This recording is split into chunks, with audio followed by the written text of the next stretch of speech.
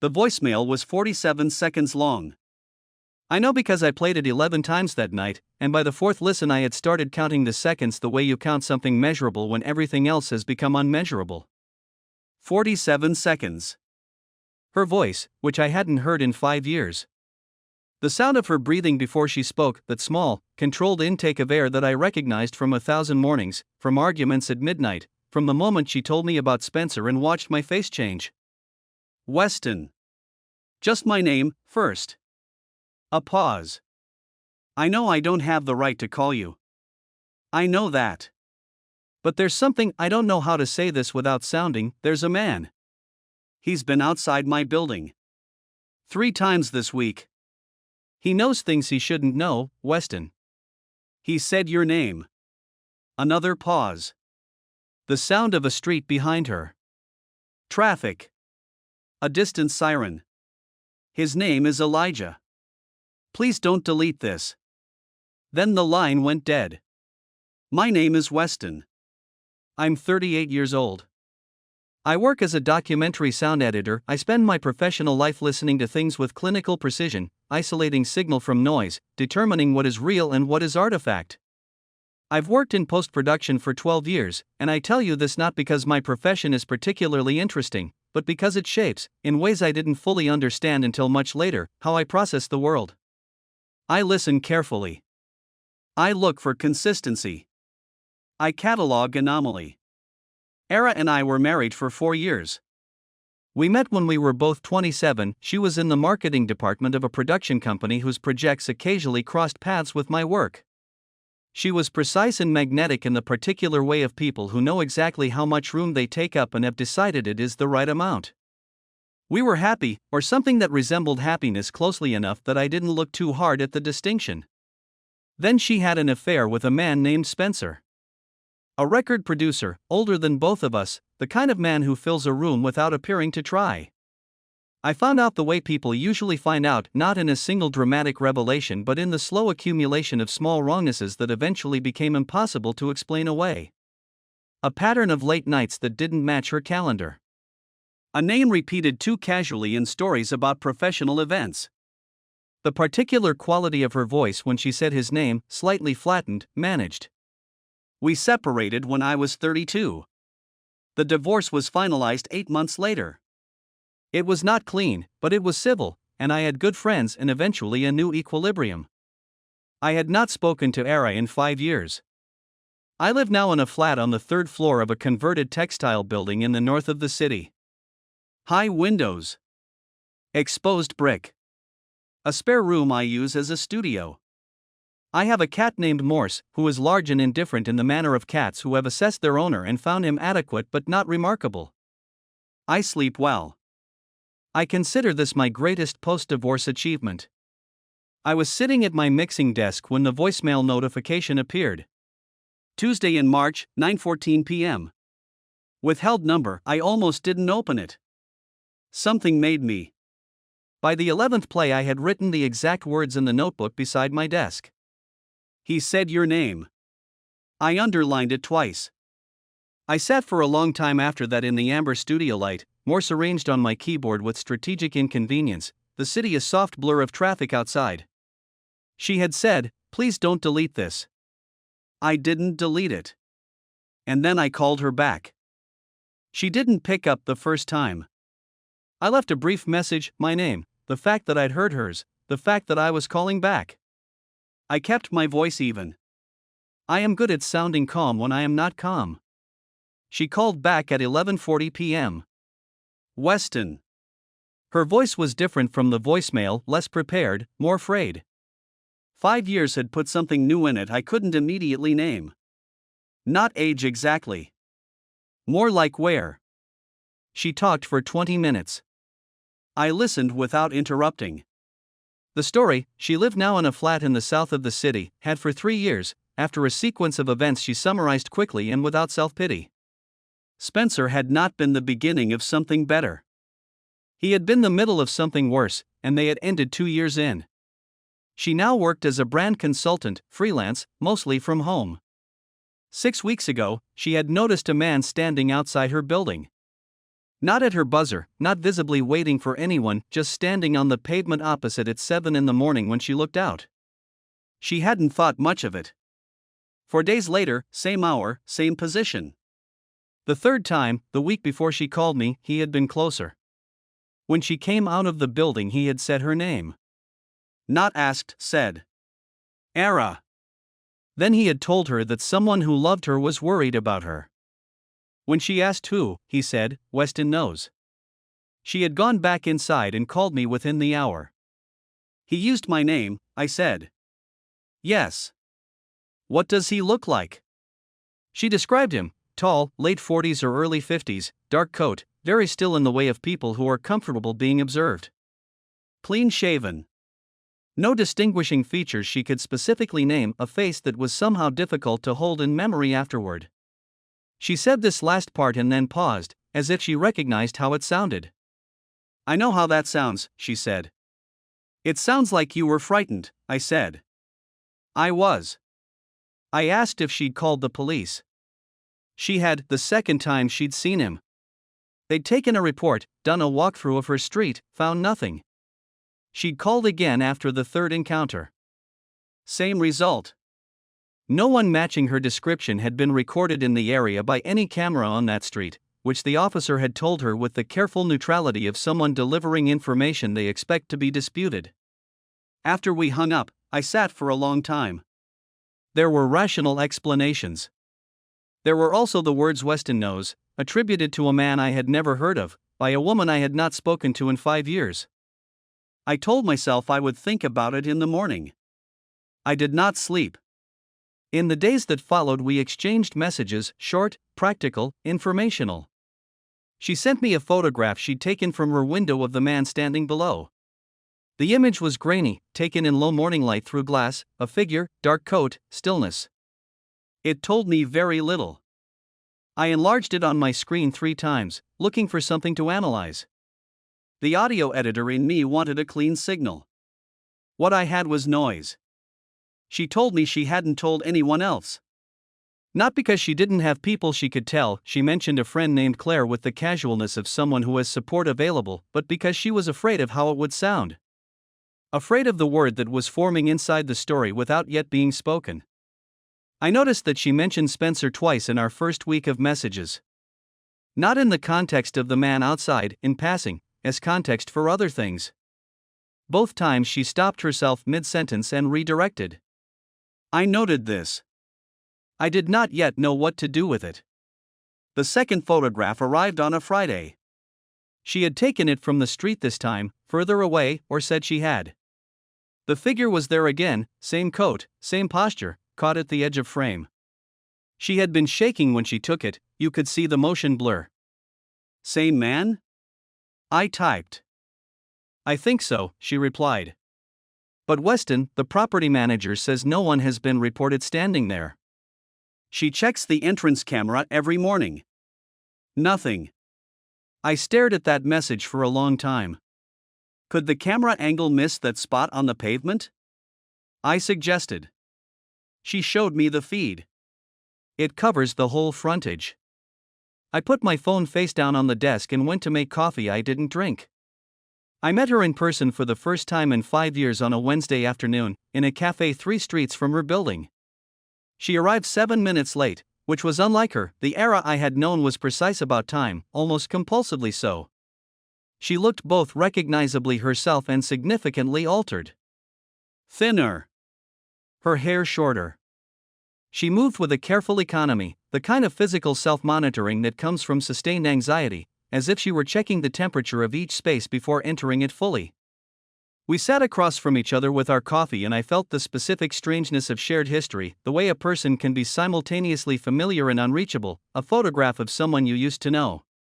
She showed me the photographs again on her phone.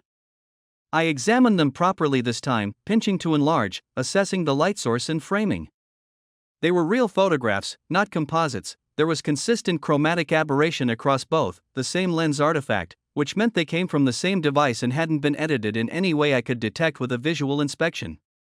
A figure was present in both. Whether it was the same figure, and whether that figure was what she believed it to be, I could not determine from image quality alone.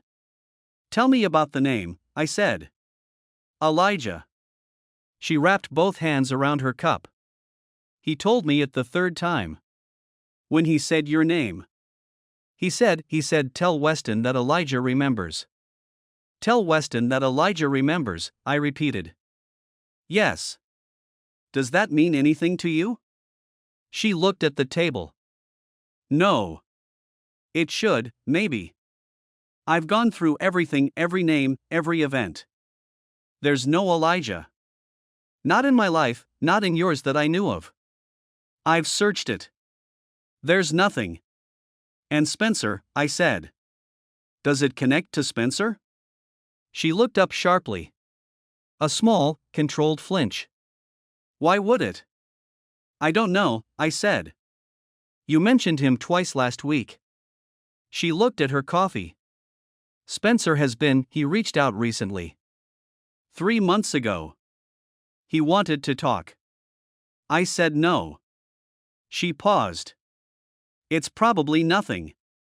Did anything happen after he reached out? She was quiet for a moment. The man appeared 2 weeks later. I let that sit between us.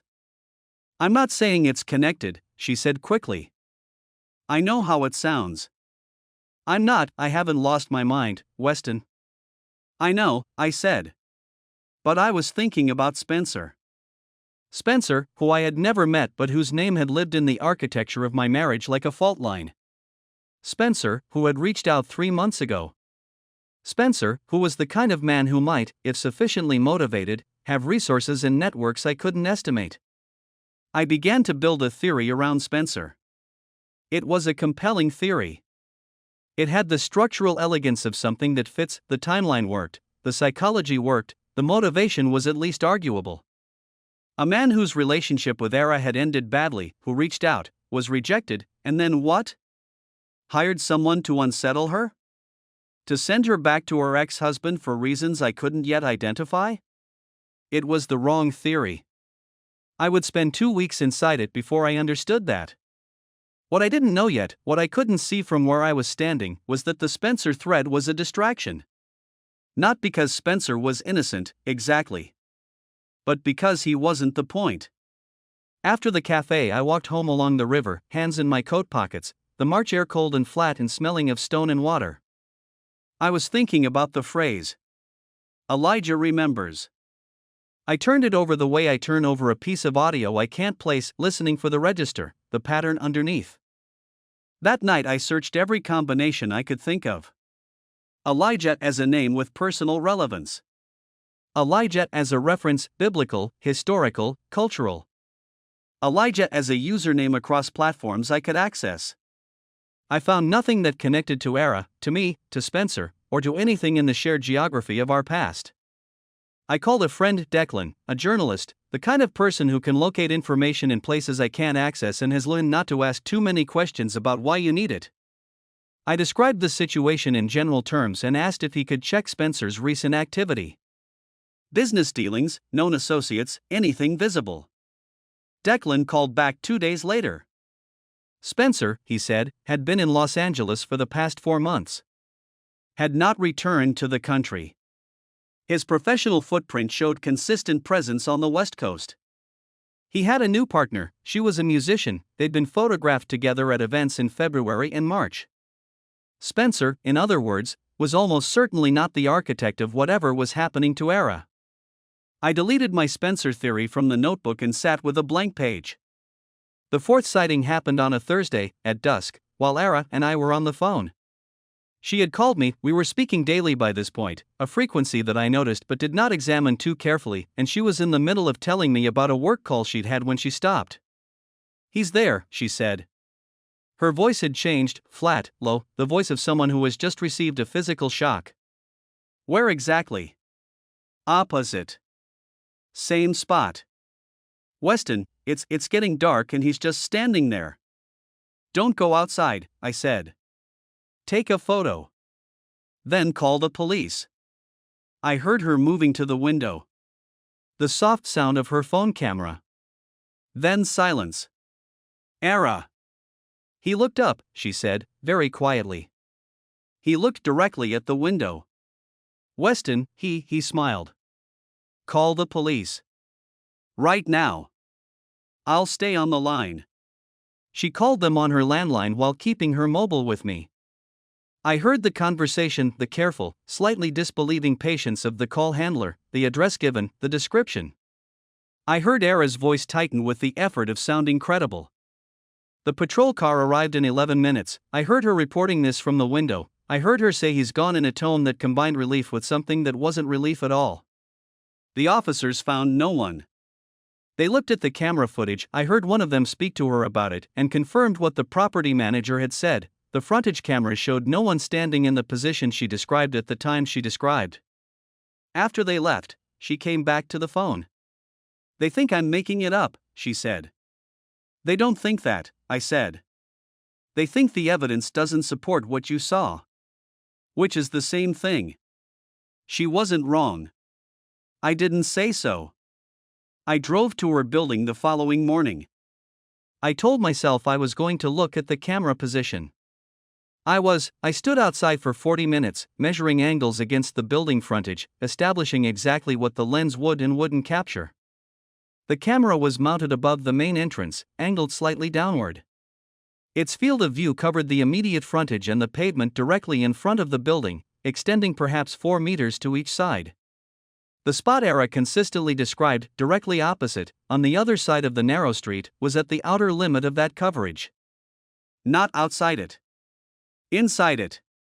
A figure standing in that position would have been visible. Unless they moved at the exact moment the system cycled its buffer, which in older DVR systems happens on a 5 to 10 second loop. It was possible. Unlikely, but technically possible. I photographed the camera position and sent the images to Declan, who had worked on a story about surveillance infrastructure the previous year and knew more about DVR systems than I did. He called me that afternoon. The camera's an older Hikvision unit, he said. 4-second buffer cycle. And here's the thing, if someone knew the cycle time and knew the camera position, they could technically move in and out of frame during the gap. How would they know the cycle time? It's printed on the unit housing, he said. Visible from the street. I stood in my studio and looked at that piece of information from several angles. It meant the absence of recorded evidence was not, on its own, evidence of absence. It meant the situation was technically possible. It also meant that whoever was doing this, if someone was doing this, had done their preparation. The name surfaced again that week, differently. Era called me on a Tuesday evening sounding fractured in a new way, not frightened, exactly, but destabilized, as if the ground she'd been standing on had revealed itself as something else. I found something, she said. In my email. Old emails, Weston, from the year we separated. What kind of something? Messages. From an address I don't recognize. They were in a filtered folder. I've never looked in it. It just routes newsletters but there are 11 emails sent over 4 months. From an address that's just a string of numbers. No subject line. What do the emails say? A pause. They're about you. About us. Things that were happening. Private things. Things that Weston, whoever sent these new details about our marriage that I never told anyone. Forward them to me, I said. I spent that night reading 11 emails sent to Era's address over the 4 months before our separation. They were written in a flat, almost clinical style, not threatening, not emotional. Observational. They described events in our shared life that were accurate, arguments I remembered, a holiday we'd taken, a specific evening in November when we'd had a dinner party at which something uncomfortable had happened between me and one of her colleagues. Details that were real. They were signed, each one, with a single initial. E. I stared at the screen for a long time. Elijah. E. The emails predated the separation by 4 months. Which meant if E and Elijah were the same person, whoever this was had been present in the periphery of our marriage while it was still happening. Had been watching then, too. Had perhaps been watching for years. I did not sleep that night either.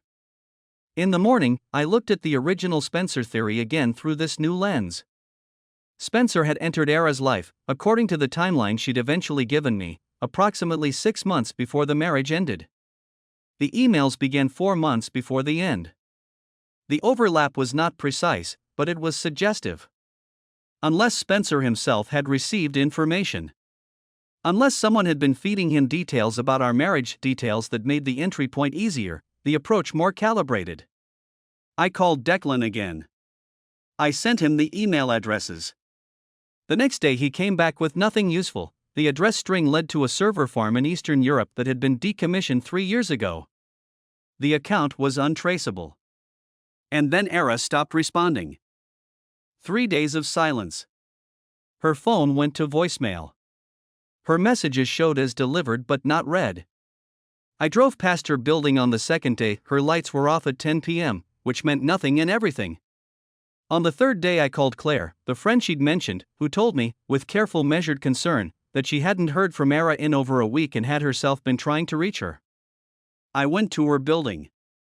The property manager, a compact, watchful woman in her 60s named Barbara, let me into the lobby after I explained that I was a concerned former family member, which was close enough to the truth that I didn't feel it as a lie. Barbara told me she hadn't seen Era in 4 days. Mail was accumulating in the box. She had knocked twice. No answer. We went up together. Barbara used her master key. The flat was empty. Not empty as in recently vacated, empty in the more troubling way of a space that had been suddenly left rather than packed up and departed. A coffee cup on the kitchen counter, unwashed. A cardigan over the back of a chair. Her laptop on the desk, closed but present. Her passport, which I found in the obvious drawer beside the bed, present. I stood in the middle of her living room and felt the particular quality of absence that is different from vacancy. This was a space from which someone had recently been removed or from which someone had left in a hurry. On the desk beside the laptop was a printed photograph. The same figure from her phone images, dark coat, pavement opposite, but this version was clearer, as if taken with a better camera at a closer distance. It had been printed and left there deliberately. On the back, in handwriting I didn't recognize. "You already know who I am." Barbara was behind me. "Should I call the police?" she asked. "Yes," I said. "Do that." While she made the call, I photographed everything in the flat, not obsessively, but systematically, the way a sound editor approaches an unfamiliar recording. I wanted a complete record. I looked at the printed photograph again, at the handwriting. Studied it. Filed it. The police came, took a missing persons report, were thorough and not dismissive. She was an adult who had left no obvious indication of harm. They would investigate. They were patient with my account of the voicemails, the sightings, the emails, though I saw, in the practiced neutrality of the detective's expression, the same careful balancing of credibility and doubt I had heard in the patrol officers' voices. I drove home at midnight and sat at my mixing desk and did not turn on any of the equipment. I had the photograph. I had the 11 emails signed E. I had a pattern of sightings that left no verifiable trace. I had a name, Elijah, that appeared in no record I could access. And now I had a missing person. I thought about the Spencer theory, which I had abandoned. I thought about what I actually knew, stripped of theory. Someone had been in the peripheral architecture of our marriage before it ended. Someone had sent emails. Someone had appeared outside Era's building. Someone had left a photograph with a note. And then I thought about a different question, the one I had been carefully not asking. What if Elijah had been real to Era for longer than 6 weeks? What if the pattern of sightings, the specific details she'd provided, the emotional charge with which she described each encounter, the way the fear had escalated with such precise escalation, what if that wasn't entirely new? I went back through our messages from the past 6 weeks and read them differently. Looking not for what she told me, but for what she hadn't. For the gaps, the redirections, the places where her account of events had the quality of a carefully prepared audio mix, everything in the right place, nothing bleeding into anything else. Too clean. Too consistent in its inconsistency. The revelation, when it arrived quietly, the way important things often do. Not a dramatic collapse but a slow clarification of focus. She had said, in our first phone call, he said your name. But in the cafe, 2 weeks later, she had said something different. He said, tell Weston that Elijah remembers. The first account and the second account were not the same. In the first, the man outside had said my name unprompted, in a context of surveillance. In the second, the same encounter was reframed as a message from Elijah to Weston, a delivery, a mediated communication. I am a sound editor. I notice when a recording has been recut. I called Claire. Tell me something honestly, I said. Before Era contacted me, how was she? A pause. A long one. She wasn't well, Weston. She had been not well for a while. After Spencer, things got complicated. She saw someone for it. She was better, she really was, and then about 2 months ago she started talking about someone watching her. I thought she was stressed. I thought it was work. Did she mention Elijah? Yes, Claire said, very quietly. But Weston, she mentioned Elijah 2 years ago. In a different context. She told me he was someone she'd met at a therapy group. She said she said it was complicated. I don't know what that means. She never explained, and then she stopped mentioning him. I was very still. Was he real? I asked. I assumed so, Claire said. But I never met him. And when I asked to, she always said it wasn't a good time. I sat with that for a long time. The therapy group. 2 years ago. A figure who appeared in Era's account long before he appeared on her pavement. A figure who, according to every camera and every official record, had never been there at all. Era was found 3 days later by a welfare check officer, in a hotel 30 miles from the city. She was physically unharmed. The officer who called me used the careful, non-committal language of someone choosing words with precision, in a state of significant distress and confusion. She had been there for 5 days. She did not remember arriving. She was admitted for psychiatric evaluation. I drove to the hospital and sat in a waiting room for 4 hours, and then a consultant came out and spoke to me, not at length, not with detail, but with the clear, steady language of someone doing a difficult thing well. Era was receiving care. She was stable. There were things, he said, that they were working to understand. He asked if I knew of any history of dissociative episodes. I said I didn't. But I thought about the Era I had been married to, the precision, the self-management, the quality of control that sometimes felt less like composure and more like containment. I thought about Spencer, and the way she'd described the end of their relationship as badly without elaboration. I thought about 11 emails signed E, and a name that appeared in therapy 2 years before it appeared on a pavement. I thought about the possibility, the terrible, clarifying possibility, that Elijah had never been on that pavement. That the photographs were real but the source was not surveillance. That the note on the printed photograph had been written in a hand Era didn't recognize because she had written it herself. I am a person who listens for the signal beneath the noise. I should have heard it earlier. It took 3 months. 3 months of slow, careful work by a team of clinicians who were thorough and humane and spoke to me periodically, with Era's permission, as someone who constituted part of her support network, however tentatively. I was not her husband. I was not her family. But I was, it seemed, the person she had chosen to call when something broke open, which counted for something in the mathematics of who mattered. The clinical picture, as it was explained to me in careful, qualified terms, Era had been managing a dissociative condition since long before our marriage. She had not, in the way I understood the term, been diagnosed, or rather, she had been given partial diagnoses at various points that had not cohered into a complete picture. After Spencer, after the particular violence of how that relationship had ended, the management had become harder. Elijah was not a delusion in the simple sense. He was a construction, a figure Era had, at various points and in various ways, both created and believed in. The emails she had found, which the consultant declined to speak about in detail, were not messages she had received.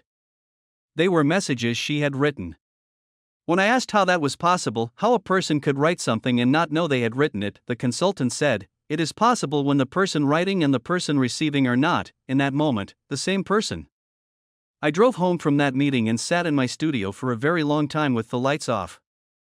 I had built an elaborate investigative structure around a situation that was not what I thought it was. I had suspected Spencer, the wrong person.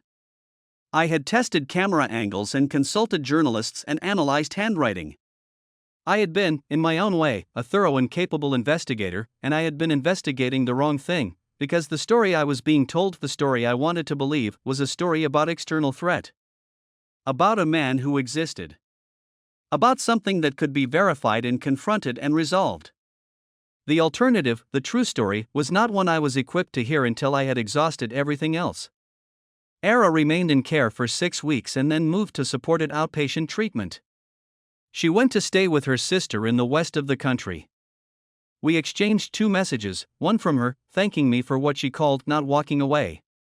One from me, saying something I tried to make honest without being complicated. I didn't know what to make of those 4 years we'd been married, re-examined now through this different light. I didn't know whether the Era who had loved me had been the same Era who had found Spencer, whether the affair had been, in some sense I couldn't fully articulate, the result of the same fracturing that had produced Elijah. Whether she had even been, at certain moments, entirely in command of the choices I had attributed to her. I found that this didn't resolve the hurt of it. It complicated the hurt, which is a different thing. I am still an architect of careful listening.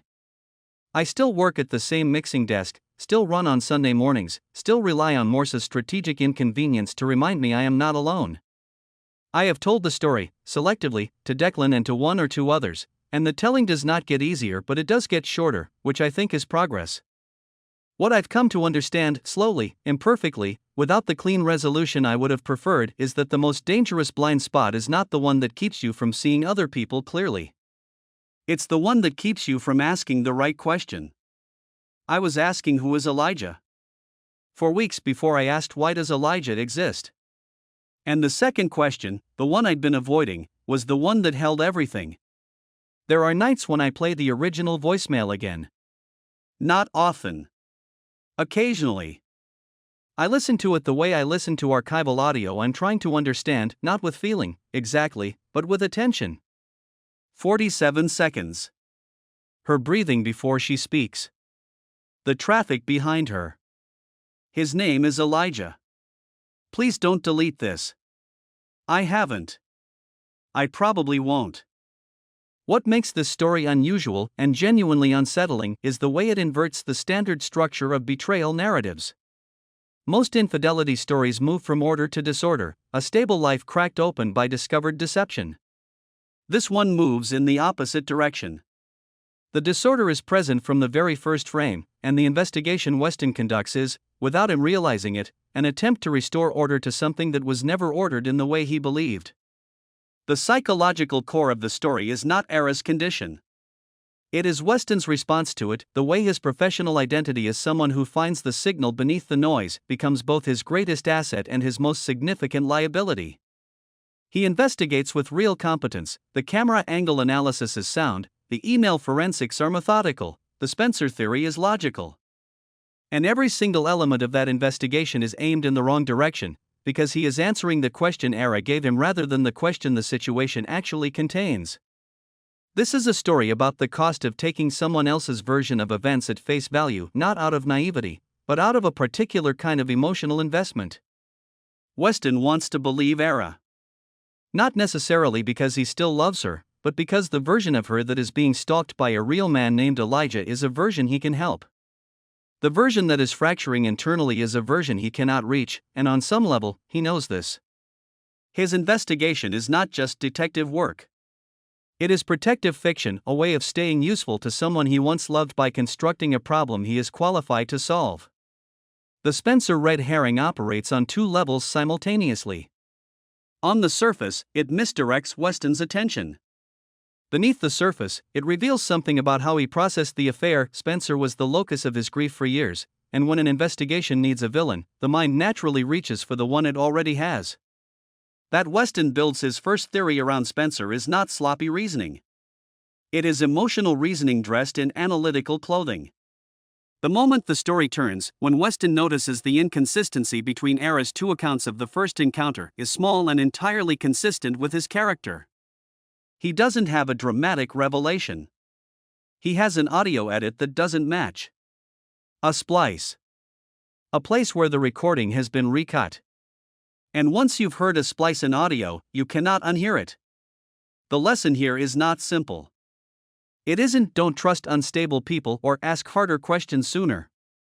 It is something more uncomfortable, that when we investigate the people we once loved, we tend to investigate them in the shape we remember, not the shape they currently occupy. Weston spent 5 years building a fixed image of Era, the person who made a choice, who left, who was defined by a specific betrayal. When she called him, he reached for that image. Everything he saw afterward was filtered through it. The truth required him to let go of the version of Era that made sense in terms of his own story. This story operates as a quiet study in the limits of rational method when applied to irrational pain. Weston is a man who built his emotional recovery on the solid ground of what he could verify. The affair was verifiable, its facts were real, its damage was measurable. He processed it, filed it, moved on. When Era returned with something unverifiable, he responded the only way he knew how, by building a system of verification around it. And the tragedy is that the system worked perfectly. It just answered the wrong question. What the story ultimately reveals, through the accumulation of failed theories and dead ends, is that some truths are not findable by looking outward. Elijah was never on that pavement. But he was real in the way that internal architecture is real in the damage it was doing, real in the years of careful management that had preceded his appearance on a pavement Weston drove past every day. The broader lesson is about the stories we construct to explain the pain we can't resolve. Era constructed Elijah as a way of externalizing something she couldn't face internally. Weston constructed a theory about Spencer as a way of remaining relevant to a woman he couldn't help through the real problem. Both of them were, in their different ways, telling themselves stories that kept the unbearable at a manageable distance. The voicemail is the story's truest image. 47 seconds. A real voice. Real fear. Real words. All of it coming from a place Weston could hear clearly, and none of it meaning quite what either of them thought. I've sat with this story for a while, and the thing that stays with me isn't the mystery of Elijah, or even the question of what was real and what wasn't. It's something smaller. It's the image of Weston playing that voicemail 11 times in one night. Not because he was obsessed, but because he was listening for something he couldn't name yet, some frequency in her voice that would tell him what he was supposed to do. I think most of us have had a version of that moment. Someone from our past surfaces, and before we've consciously decided anything, we're already leaning in. Not because we've forgotten what they cost us, but because love, even love that ended badly, doesn't file itself away as neatly as we'd like. It lingers in the body, in muscle memory, in the way a familiar voice can make 5 years of distance collapse in 47 seconds. What this story asks, quietly, is, how well do we actually know the people we've loved? Not their habits or their routines or the things they say, but the interior architecture, the rooms they don't show anyone, the constructions they've built to make the unbearable livable? Weston thought he knew Era. He knew a version. We all know versions. The most honest thing he does in the entire story is keep that voicemail. Not because he has a plan for it. Not because it proves anything. But because some things deserve to be held, even when you don't know what they mean yet. Even when they cost you sleep. Even when the signal and the noise are, finally, the same thing.